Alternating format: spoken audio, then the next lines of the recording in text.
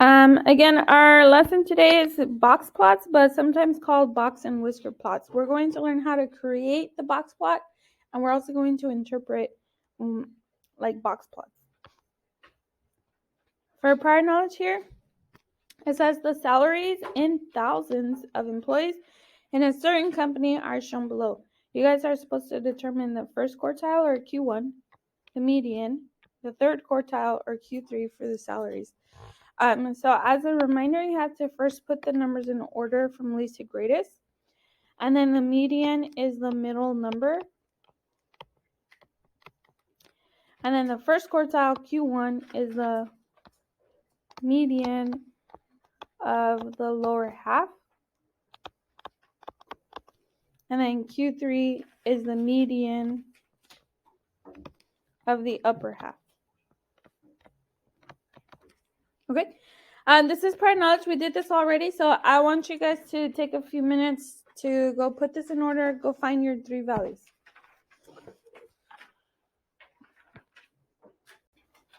Okay, so again, here's the work for the median. It was the two 40s in the middle, gives you 40 for median. Q1, the two 35s end up in the middle. So Q1 is 35, and then for Q3, the two in the middle are 45s. So you get 45 for Q3. The only thing you have to still do is put it in context. So this is the salaries in thousands of employees. So you would put just kind of add basically 1,000 to your answer, and then multiply by 1,000, and then put the dollar sign because you're talking about salary. Okay, so we would say the first, or I'm not even going to write a sentence. I'm just going to say Q1 is equal to $35,000. The median is $40,000, and then Q3 is $65,000, because we're talking about salaries in thousands for these people.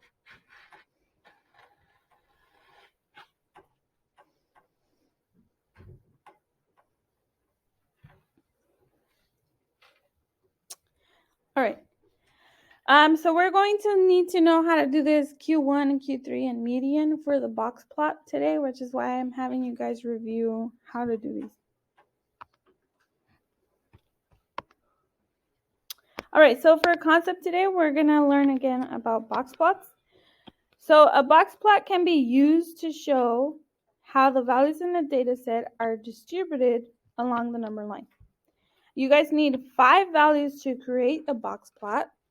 You need the minimum or the smallest value, the first quartile or Q1, you need the median, the third quartile or Q3, and then you need the maximum or the greatest value.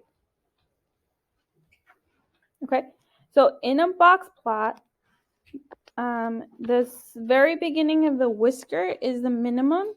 This is the smallest value we have, is at the beginning of the whisker.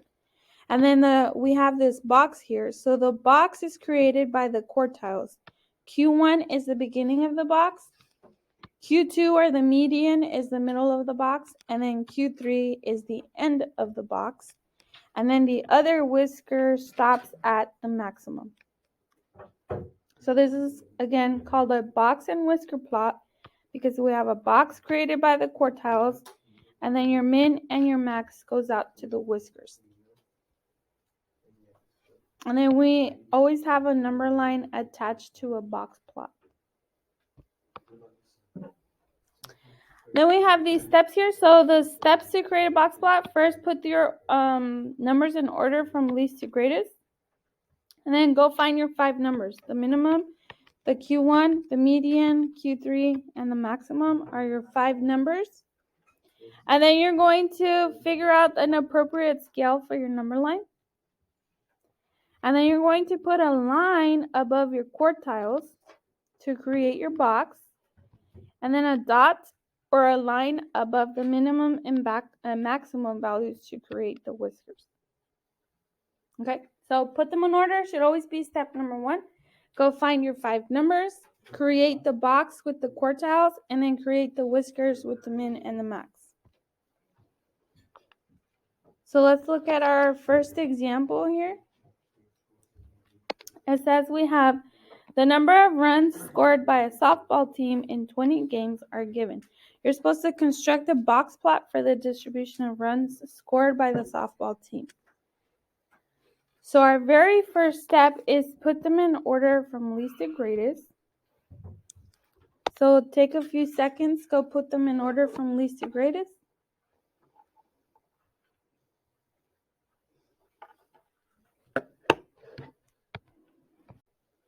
All right, when you finish putting them in order, make sure you have your 20 values. So double count, you have all 20 values. We end up with 1, 2, 3 3s, 3 4s, 1 5, 2 7s, 2 8s, 2 9s, 2 10s, 1 11, 2 12s, and 1 14. Once you have the numbers in order from least to greatest, you have to go get the 5 numbers. So my 5 numbers are the minimum, the Q1, the median, the Q3, and the max. Okay? So my minimum and the maximum, those are the easiest ones to get. There's just the smallest and biggest numbers. So what's my smallest number we have? 2. So my 2 is the minimum. What's my maximum? 14 is the maximum. Those 2 are the easiest ones. Just look at the beginning and at the end for min and max.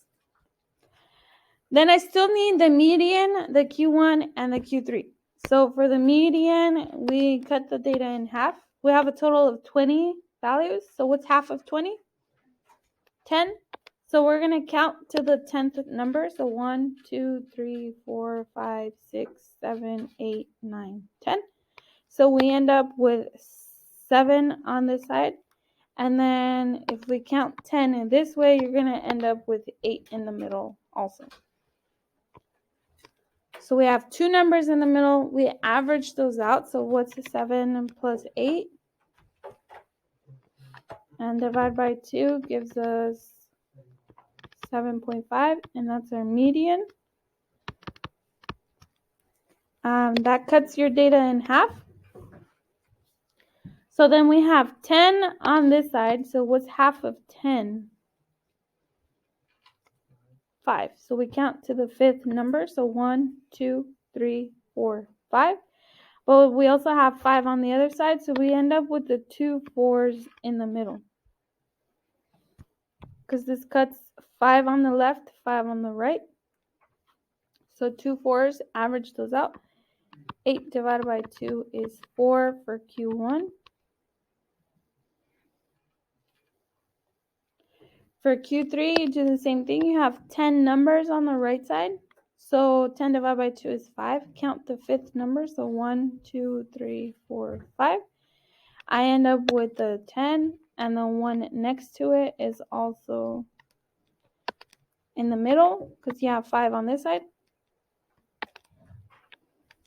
So the 2 10s, it's 20 divided by 2 gives us 10 for the Q3. Now I have my 5 numbers. I have the minimum, the maximum, Q1, median, and Q3. You need those 5 numbers to create the box plot. So the 3 in the middle, Q1, median, and Q3, these create the actual box. And then the min and the max are the ends of the whiskers. Okay, the min and the max are the ends of the whiskers. So to create the box, you're going to go put a line for Q1, a line for median, and a line for Q3. But notice my scale is not given to me, so we have to figure out what to put for the scale. You want to look at the smallest and the biggest number. You need to fit the 2 and the 14 all the way through here with a consistent scale. If you start with 2, do we have enough spaces to get to 14 by 1s? If I go 2, 3, 4, 5, 6, 7, 8, 9, 10. I don't have enough. So you want to go by 2s, right? You can start at 0. You can start at 2. I usually like to start like one interval before and one interval after. So I have 0, 2, 4, 6, 8, 10, 12, 14, and 16. That's my scale. All right. Then for Q1, you're going to go put a line above the 4 because my Q1 is 4. You're going to put a line at the 4. The median is 7.5, but because this is going by 2s, 7 would be right in the middle. So 7.5 would be like the 3/4 of the way. So 7.5 would be closer to the 8 than the 6.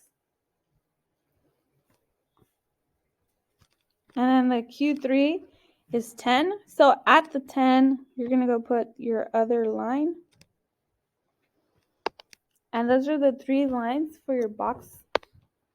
So connect the 3 lines together to create the box. And notice my median ends up right in the middle of the box. Well, not exactly in the middle, but it's inside the box. Okay. Then for the min and the max, you can go put like a dot at the 2. On top of the 2, I should say. And a dot at the 14. If you don't want to do dots, you can do just like a smaller line as well. Sometimes you'll see them as lines at the whisker. Sometimes you'll see dots. So then the last thing to do is just connect the whisker to your box.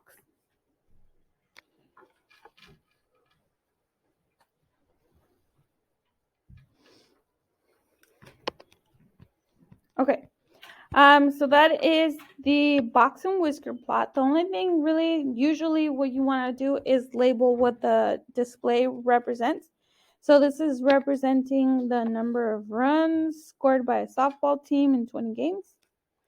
So you can just call this graph, it's representing the number of runs.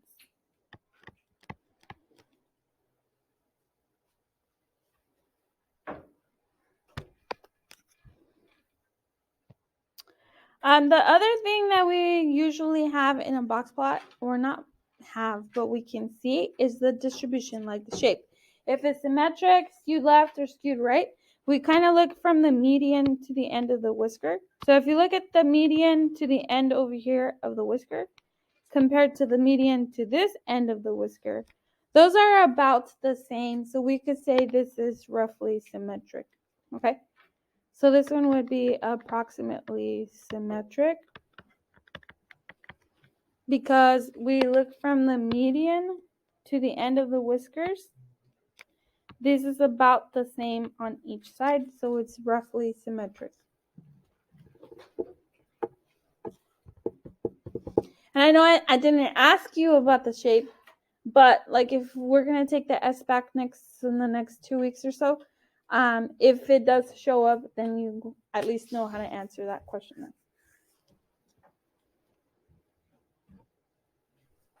All right. So I'm going to have you guys go ahead and practice with this example now. Again, it's not going to be like I'm not asking you for the shape, but if it does show up on like the SBAC, I want you to be able to answer the question. For the shape, to see if it's skewed left, skewed right, or symmetric, you look again from the distance from the middle to the end of the whisker. So this distance compared to this distance, is one side longer than the other? Yes. You have a longer, which side, left or right? This is the right side. This is a longer right side than it is on the left. So because you have a longer right side, then this is called, this distribution would be skewed right. because you have a longer right side than you do the left side.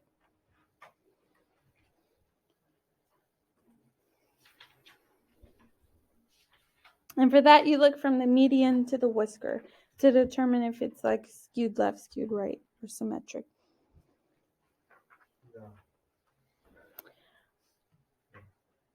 All right, I'm gonna skip the next practice just for sake of time, because we need to go over the interpreting part of our objective. So for our objective, we already learned how to create. A box plot. Now we need to learn how to interpret the box plot. Okay. So this is just a review. We've already seen this slide before. We have measures of spread. We have the range and the IQR. They used to describe the consistency of data values, or how far apart your data is from each other. So how do we find range and IQR? Just as a reminder, range is the difference between the largest and the smallest data values. So for range, as a reminder, how do we calculate the range? Max minus the minimum. Thank you. And then the interquartile range, or IQR, is the difference between the third quartile and the first quartile. And it's basically the range of the middle half of the data when the data is in order. So for the IQR calculation, as a reminder, that's Q3 minus Q1. Okay? So from a box plot, we can calculate the range and the IQR just by looking at the 5 numbers. So for example, we have this picture here. It says we have the number of points scored by Miguel in 20 basketball games are shown in the box plot below. My first question to you guys is, what are Miguel's lowest and highest scores in a game? So looking at the box plot, the lowest is basically the minimum and the highest would be the maximum. So looking at the box plot, where is my minimum located at? At the 2, right? This right here is my minimum. And the maximum is right here, which is 19. But this is the maximum. So we would say Miguel's lowest score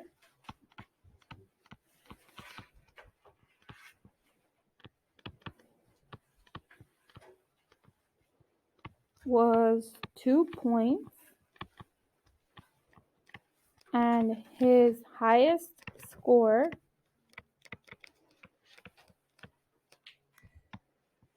was 19 points.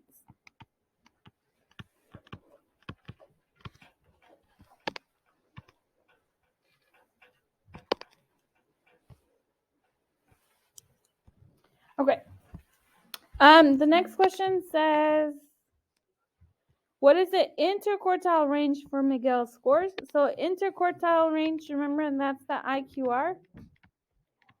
We just talked about this. How do we calculate IQR? Okay, Q3 minus Q1. Thank you. In a box plot, where do we find Q3 and Q1? The beginning of the box? Yeah. Would be Q1. And where's Q3? At the end of the box is Q3, right? So my Q1 is 8. My Q3 would be what? 17. So we would do 17 minus 8, and that gives us what for the IQR? 9. So then we would say Miguel's interquartile range, or IQR, is 9 points.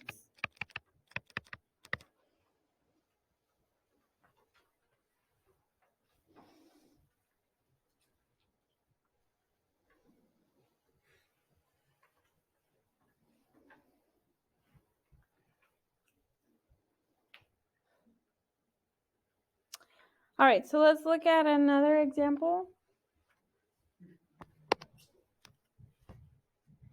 This one says we have the following box plot displays the weekly salaries of 10 employees in a company. So, like, one employee gets paid $300 per week. The Q1 is $310 per week. The median is $320 per week, and so forth. Okay, so the first question is, what's the difference in salaries for the lowest and highest paid employees? So it's asking for the difference in the minimum and the maximum. Yes. So what is that called when we do that? This is the range, right? This is really the range is what it's asking for your max minus the min, right? So in this case, what's my maximum? 340 is the max. So I would subtract 340 minus, what's the minimum? 300 is my minimum. So what's the difference in their salaries?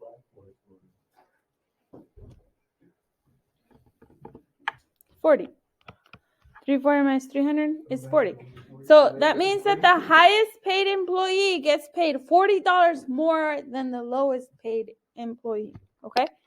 So we're going to say the highest. That's not useful. Sorry. The highest paid employee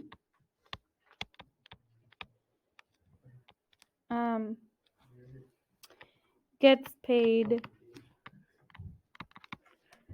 $40 more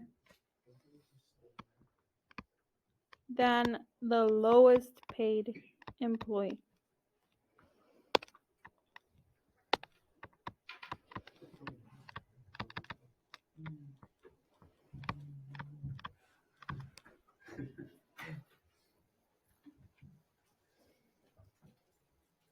All right, last question for this one. It says, what's the median weekly salary for this company?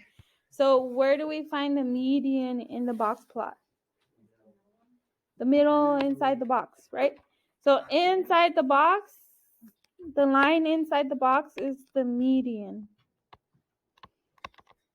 So the median salary is what? $320. So we would say the median weekly salary is $320.